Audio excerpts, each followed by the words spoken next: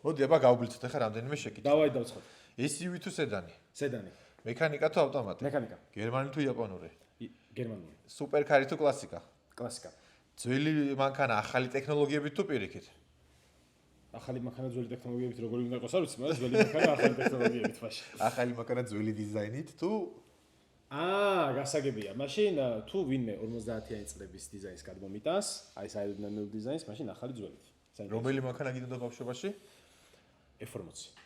90-იანების BMW თუ 2000-იანების Mercedes? 90-იანების BMW. ძრავის გუგუნი თუ კარგი აუდიო სისტემა? ძრავის. 1000 კილოთი მსუბუქი მანქანა თუ 1000 ცხენიძალა მანქანაში? 1000 კილოთი მსუბუქი. ტრეკი თუ ოფროუდი? ტრეკი. ელექტრო თუ ბენზინი? ამაზე ვიცი პასუხი. ბენზინი. რომელი მანქანაა გადაფასებული შენი აზრით?